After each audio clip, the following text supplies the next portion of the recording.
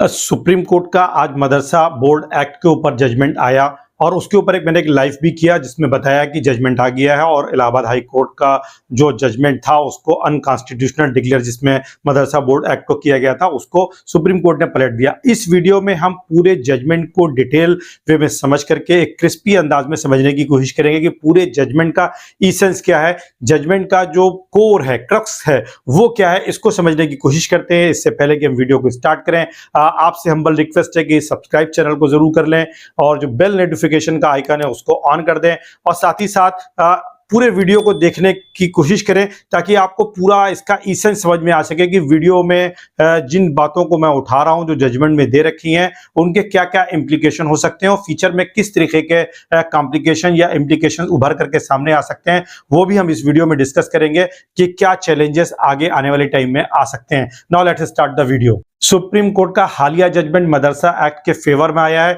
जिसमें supreme court ने इसे कॉन्स्टिट्यूशनल करार देते हुए माइनॉरिटी एजुकेशन इंस्टीट्यूशंस के राइट्स और ऑटोनॉमी को अपहोल्ड किया है। ये जजमेंट न सिर्फ इलाहाबाद हाई कोर्ट के डिसीजन को ओवरटर्न करता है बल्कि ये माइनॉरिटी के जो राइट्स हैं और एजुकेशनल फ्रीडम के लिए एक सिग्निफिकेंट विक्ट्री के तौर पर भी इसे देखा जा रहा है। इस डिसीजन ने जहां मदरसास को प्रोटेक्टेड किया है वहीं स्टेट की जो रेगुलेटरी पावर्स हैं उसको भी बैलेंस फ्रेमवर्क के तहत डिफाइन किया है जिससे मदरसास की जो एजुकेशनल स्टैंडर्ड्स मेंटेन हो सके। बड़ा इंपॉर्टेंट जजमेंट है। सुप्रीम कोर्ट ने मदरसा एक्ट का स्कोप भी क्लैरिफाई करते हुए कहा है कि यह एक्ट सिर्फ उन मदरसास पर लागू होता है जो स्टेट मदरसा बोर्ड से ऑफिशियली रिकॉग्नाइज्ड हैं। इससे अनरिकॉग्नाइज्ड जो मदरसास की रिलीजियस फ्रीडम है वो बनी रहती है और उनकी एजुकेशनल ऑटोनॉमी पर कोई भी इफेक्ट नहीं पड़ता है। कोर्ट का मानना था कि एक्ट का जो उद्देश्य है, ऑब्जेक्टिव है, केवल उन मदरसास के लिए मिनिमम एजुकेशन स्टैंडर्ड्स को सुनिश्चित करना है जो स्टेट मदरसा बोर्ड के दायरे में आते हैं। कोर्ट ने माना है कि मदरसा एक्ट स्टेट की उस पॉजिटिव ऑब्लिगेशन के अकॉर्डिंग है जिसमें मुस्लिम स्टूडेंट्स को एक ऐसा एजुकेशन सिस्टम प्रोवाइड किया जाए जो उन्हें सोसाइटी में एक्टिवली पार्टिसिपेट करने और इकोनॉमिक इंडिपेंडेंस हासिल करने के लिए एम्पावर कर सके। कोर्ट का मानना था कि स्टेट का यह रोल है कि मदरसास में रिलीजियस और सेकुलर एजुकेशन के बीच एक बैलेंस फ्रेमवर्क एस्टैब्लिश किया जाए, secular education with religious education, ताकि स्टूडेंट्स की ओवरऑल डेवलपमेंट हो सके। यह कोर्ट ने अपने जजमेंट में कहा है। सुप्रीम कोर्ट का जजमेंट आर्टिकल 21A और राइट टू एजुकेशन एक्ट को माइनॉरिटी एजुकेशनल राइट्स के कंटेक्स्ट में बैलेंस करता है। कोर्ट ने स्पष्ट किया है कि राइट टू एजुकेशन को माइनॉरिटी इंस्टीट्यूशन पर लागू नहीं किया जाना चाहिए क्योंकि इससे इन इंस्टीट्यूशंस की जो यूनिक रिलीजियस और कल्चरल आइडेंटिटी है उसको रिस्क में डाला जा सकता है। कोर्ट ने कहा है कि आर्टिकल 21A और राइट टू एजुकेशन को इस तरह इंटरप्रेट किया जाना चाहिए जिससे माइनॉरिटी एजुकेशनल राइट्स और सेकुलर एजुकेशन स्टैंडर्ड्स के बीच एक बैलेंस कोएग्जिस्टेंस पॉसिबल हो सके, बना रह सके। कोर्ट ने स्टेट को मदरसास में एजुकेशनल स्टैंडर्ड्स रेगुलेट करने का राइट जरूर प्रोवाइड किया है ताकि इम्पार्टेड एजुकेशन का स्टैंडर्ड इंश्योर किया जा सके। कोर्ट ने यह भी कहा है कि रेगुलेटरी फ्रेमवर्क का ऑब्जेक्टिव जो उद्देश्य है सिर्फ क्वालिटी कंट्रोल तक कन्फाइन है, क्वालिटी कंट्रोल तक। इसका मकसद इंस्टीट्यूशनल ऑटोनॉमी पर असर डालना नहीं है, यानी उनके स्टेटस पर।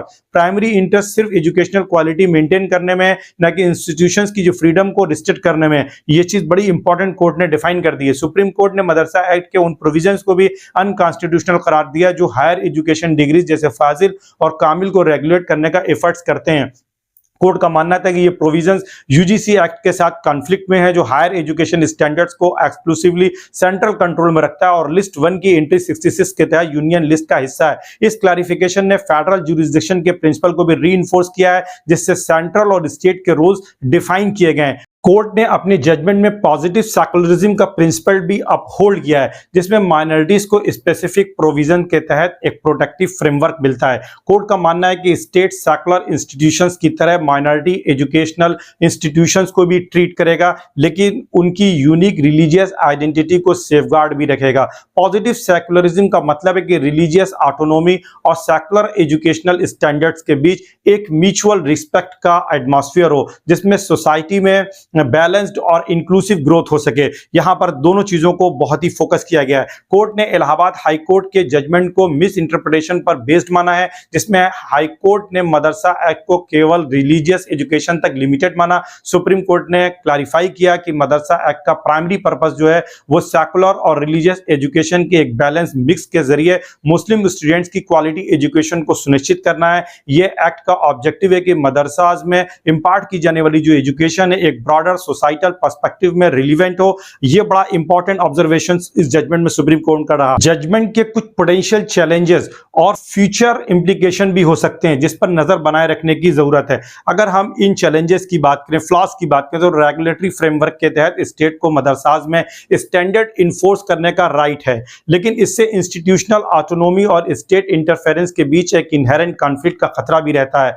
रेगुलेटरी पावर्स का जो ऑब्जेक्टिव होता है वो क्वालिटी इनहेंसमेंट है, लेकिन इसमें अनड्यू इंटरफेरेंस का रिस्क हमेशा बना रहता है जो माइनॉरिटी राइट्स के लिए चैलेंजिंग हो सकता है। तो सबसे बड़ी चीज ये है कि जब रेगुलेटरी एक्शन कोई स्टेट लेगा तो उसके क्या इंप्लीकेशन होंगे। पॉजिटिव सेकुलरिज्म का इंप्लीमेंटेशन प्रैक्टिकल लेवल पर एक मेजर चैलेंज हो सकता है, ये भी बड़ा इंपॉर्टेंट चीज है जिसे ध्यान देना चाहिए। रेगुलेटरी मेजर्स के इंटरप्रिटेशन में रीजनेबलनेस और रैशनैलिटी का टेस्ट जस्ट जुडिशरी और स्टेट अथॉरिटीज के पर्सपेक्टिव पर निर्भर करता है। इससे जुडिशियल और एडमिनिस्ट्रेटिव डोमेन्स में कॉन्फ्लिक्ट अराइज हो सकते हैं जिनमें एजुकेशनल राइट्स और क्वालिटी स्टैंडर्ड के बीच एक डेलिकेट बैलेंस हासिल करना जरूरी होगा। और फाइनली सुप्रीम कोर्ट का ये जजमेंट न सिर्फ मदरसा एक्ट को एक कॉन्स्टिट्यूशनल वैलिडिटी प्रदान करता है बल्कि माइनॉरिटी एजुकेशनल इंस्टीट्यूशंस के राइट्स को फेडरल प्रिंसिपल के तहत सेफगार्ड भी करता है। ये जजमेंट एक ब्रॉडर फ्रेमवर्क में सब्सटेंटिव क्वालिटी और पॉजिटिव सेकुलरिज्म के प्रिंसिपल्स को प्रमोट करता है। ये बड़ा इंपॉर्टेंट जजमेंट है इस पॉइंट ऑफ व्यू से, जिससे माइनॉरिटीज अपनी एजुकेशनल और कल्चरल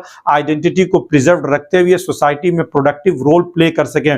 जजमेंट के जरिए से माइनॉरिटी एजुकेशनल इंस्टीट्यूशंस के जो राइट हैं को एक स्ट्रॉन्गर लीगल फ्रेमवर्क मिला है, लेकिन साथ ही रेगुलेटरी स्टैंडर्ड्स के नाम पर पोटेंशियल स्टेट इंटरफेरेंस का स्कोप भी इसमें बना हुआ है और ये आगे देखा जाएगा। ये डिसीजन फ्यूचर में कॉन्स्टिट्यूशनल डिबेट्स और चैलेंजेस की वजह भी पॉसिबली बन सकता है, खासकर ऑटोनोमी और क्वालिटी स्टैंडर्ड्स के बीच एक बैलेंस अप्रोच के ऊपर। इन इसेंस हम ये कह सकते हैं कि ये जजमेंट एक माइलस्टोन है जिसने मदरसा एक्ट की कॉन्स्टिट्यूशनलिटी को रीइंफोर्स किया और माइनॉरिटीज को एक legally protected educational environment provide करने के लिए एक बैलेंस्ड और इंक्लूसिव अप्रोच एस्टैब्लिश की है। लेकिन सबसे मेन बात यह है कि अभी सरे दस्त आप कह सकते हैं कि जिस तरीके का जजमेंट आया है उसने मदरसे की जो कॉन्स्टिट्यूशनलिटी थी उसको वैलिड कर दिया है, उसको रीस्टैब्लिश कर दिया है। लाखों बच्चे और जो हजारों मदरसे थे उनका जो सर्वाइवल था, जो उनके ऊपर एक क्वेश्चन मार्क आ गया था, उसको सुप्रीम कोर्ट ने अपने फैसले से हटा दिया है। कैसा लगा ये एनालिसिस